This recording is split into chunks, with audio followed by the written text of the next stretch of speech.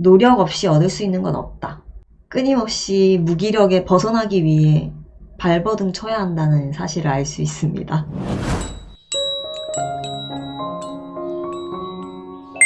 일탄 안 보시고 이거 보시는 분들은 이 영상 보시고 1탄 보셔도 재밌을 것 같아요. 유익할 것 같아요. 이 다미엥 클레르제 귀르노, 이분이 철학 교수 자격이 있는 철학 선생님이에요. 이분이 아리스토텔레스의 철학을 삶에 어떻게 적용시키면 좋은지 실천하기 위한, 행동하기 위한 책을 만들려고 쓴 책이 무기력한 날엔 아리스토텔레스거든요. 아는 것, 지혜로 끝나는 게 철학이 아니라고 생각을 했습니다. 삶에서 실천할 수 있을 때 그게 진짜 지혜라고 했거든요.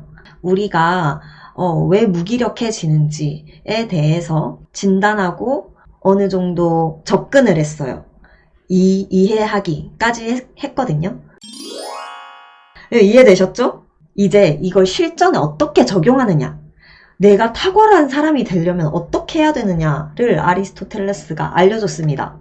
아리스토텔레스 윤리학의 전제는 난 탁월한 사람이 되고 싶다. 나는 나의 능력을 발현시켜서 사회에 도움이 되는 일을 하고 싶다. 탁월성을 발휘해서 돈을 벌고 싶다. 아리스토텔레스는 누구나 내 내면에 탁월한 사람이 되고 싶은 욕망이 있다라는 거를 전제하고 이 이야기를 시작합니다. 탁월한 사람이 되는 방법 훈련. 일단 첫 번째는 느끼는 것이에요.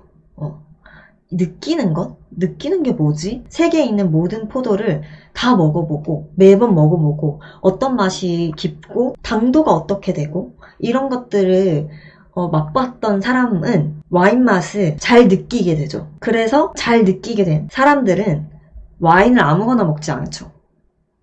저렴한 포도나 질이 낮은 포도로 만든 와인을 한 번에 알아보기 때문에, 그렇게 되듯이 우리는 느끼는 걸 훈련할 수 있다는 거예요. 근데 여기서 제가 진짜 와닿았던 게 뭐냐면 가장 효과적인 수양 수단이 예술이래요. 저 여기서 진짜 소름 돋았거든요. 우리는 지금 예술을 보는 것이라고 생각하죠. 우리가 할 수 있는 게 아니라 바라보고 즐기는 것이라고 생각하잖아요. 근데 아리스토텔레스는 직접 해야 한다고 이야기를 합니다. 우리가 예술을 해야 된다고. 예술은 함께 즐기는 거거든요. 근데 이게 자본주의 시대가 오면서 하는 이와 보는 이를 나누게 됐어요. 그래서 전문성이 있는 사람들만 예술을 할 수 있게 되고 나머지 사람들은 그 전문성이 있는 사람들이 한 예술을 돈을 주고 관람을 하게 되는 거죠.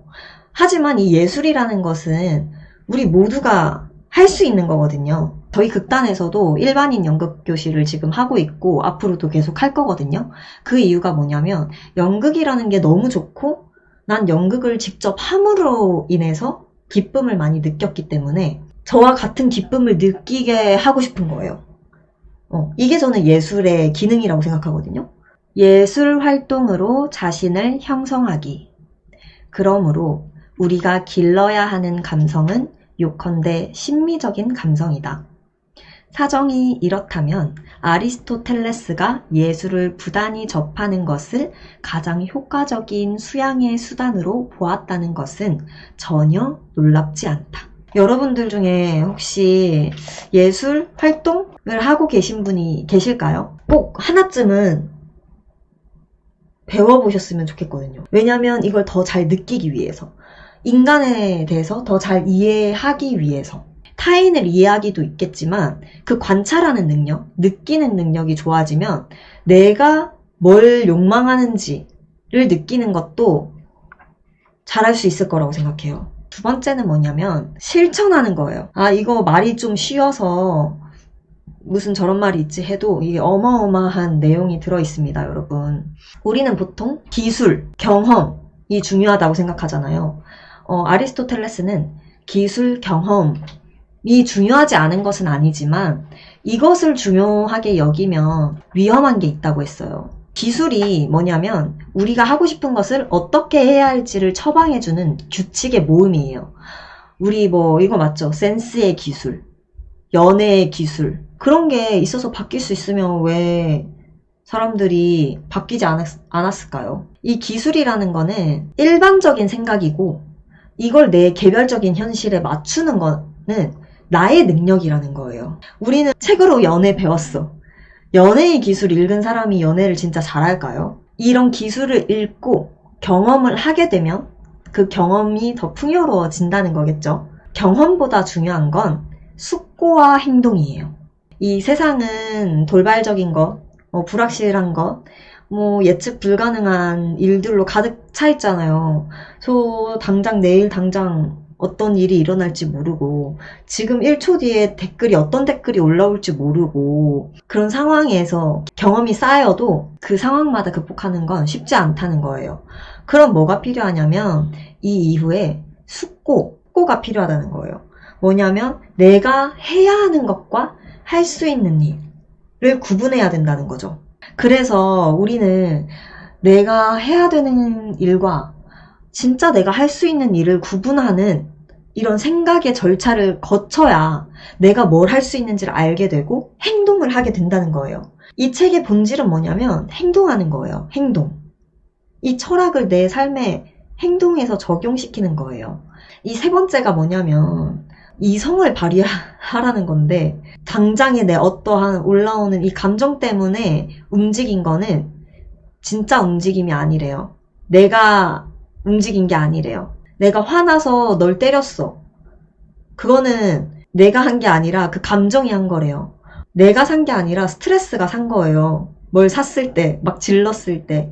이 감정적 충동을 올라왔을 때 이것에 저항할 줄 알아야 된다는 거예요. 이게 이제 어려운 거죠. 이제 다이어트 해야 되는데 6시 이후에 안 먹기로 했는데 음식이 있어요. 먹으면 이성적이지 않은 거죠. 이건 알지만 행하잖아요. 모른다는 거예요, 사실. 내가 이걸 먹지 말아야 된다는 걸 모르는 거예요. 그러니까 비겁한 변명인 거예요. 정당화를 피해야 된다는 거죠. 우리가 이 감정에 끌려다니지 않으려면 변명하면 안 돼요. 정당화를 피해야 돼요. 수상적인 정당화를 간파하기.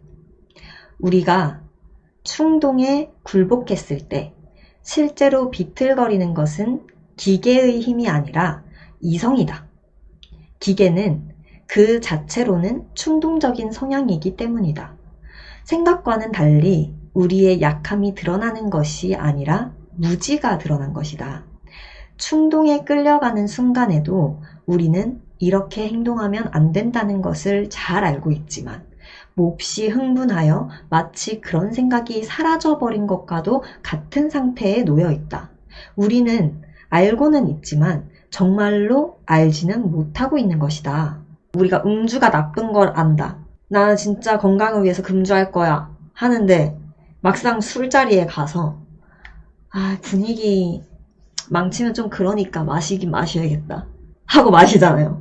이거는 뭐냐면 음주가 몸에 나쁘다는 걸 모른다는 거예요. 알고 있지만 모른다라는 게 굉장히 무서운 거거든요. 내 머리로는 알지만 그렇게 행동하지 않는 건 사실 모른다는 거나 마찬가지예요. 무섭죠? 근데 저는 공감이 많이 됐어요. 1탄에서 예를 든 건데 상대를 안 좋아하는 것 같아. 어쩔 수 없이 사귀는 거야. 라고 하고 계속 사귀는 거는 내가 사실 상대를 사랑하는 건데 이걸 모른다는 거예요. 그 사람을 면밀히 관찰해보면 어떤 욕망이 있고 어떤 생각을 하는 사람인지 알 수 있는 거예요. 굉장히 무서운 거죠. 그리고 또 저 되게 재미있었던 게 분노를 끌어올리기. 우리가 감정이 되게 다양하잖아요. 근데 이 감정이라는 거 기쁨, 사랑, 두려움, 질투 이런 것들이 다 쾌락과 두려움 이 두 가지로 인해서 올라오는 거래요. 근데 한 가지 다른 감정들이랑 구분되는 딱 한 가지가 분노래요. 분노는 뭐냐면 내가 공격당해서 아니면 내가 부당한 대우를 당했다라는 판단에 의해서 올라오는 게 분노거든요. 이거는 두려움도 아니고 쾌락도 아닌 거예요. 그래서 이 분노가 나쁜 게 아니라고 이야기를 합니다. 아리스토텔레스는. 하지만 이 분노를 끌어올릴 때 생각을 먼저 해야 된다는 거예요. 화를 낼지 말지에 대해서. 그 다음 행동을 해야 된다는 거죠. 탁월성을 가지기 위해서 해야 될 훈련. 첫 번째는 느끼기, 예술 활동을 통해서 느끼는 걸 배우기, 수련하기. 저는 여기에서 예술이 나왔는데 예술 포함해서 독서, 그리고 요가랑 명상도 느끼는 걸 배우는데 굉장히 좋은 훈련인 것 같아요. 이 수련을 하는 게 탁월한 사람이 될 수 있는 좋은 방법이다 라는 것이고, 두 번째는 실천하기입니다.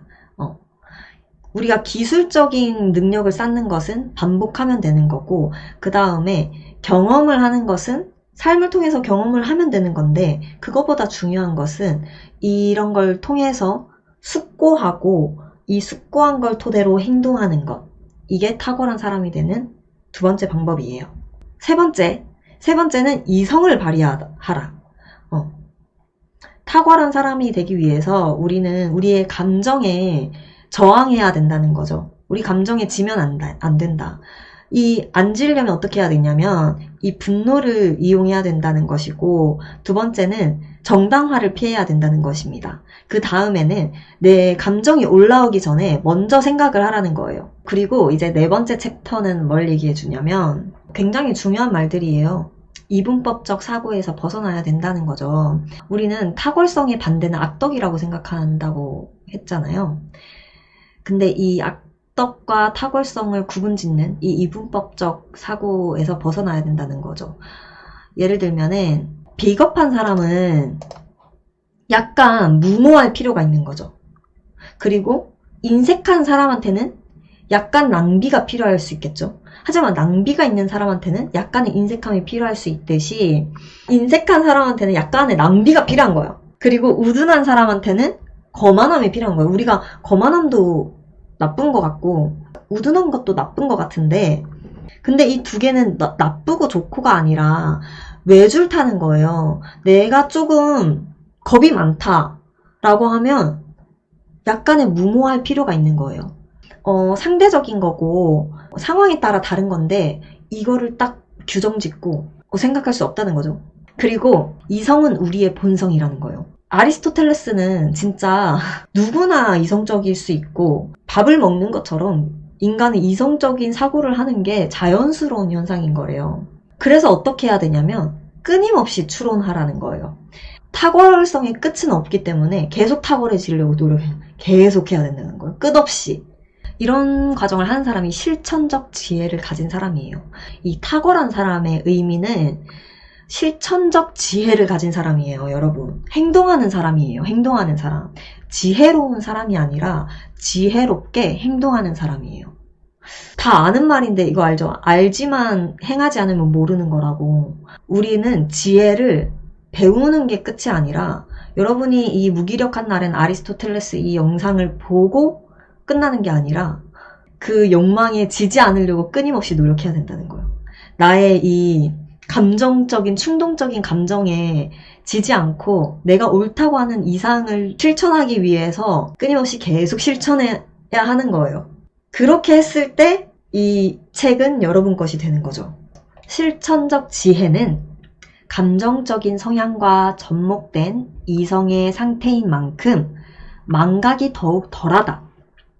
우리의 혼란스러운 감정에 저항하는데 반복된 노력을 대가로 치르고서 획득한 정서적 성향보다 더 좋은 것이 무엇이겠는가? 바로 이것이 실천적 지혜이다. 그것은 우리의 자제력 없음에 대한 치료제 이상이다. 그러니까 자제력 없이 행동하는 건 인간의 본성이 아니고, 인간의 본성은 자제력 없음을 이성으로 이겨내는 게 인간의 본성이라는 거죠. 어떻게 보면 아리스토텔레스는 굉장히 인간의 능력을 높게 판단한 것 같아요. 영상을 보고 이제 내일부터는 무절제하게 먹지 않겠죠. 무절제하게 계속 먹는다면 이 책을 안 읽은 거라고 볼 수 있겠죠. 그렇게 아리스토텔레스는 인간에게 엄격하면서도 인간의 그 능력을 높게 본 것 같아요. 오늘도 함께 해주셔서 너무너무 감사합니다. 안녕.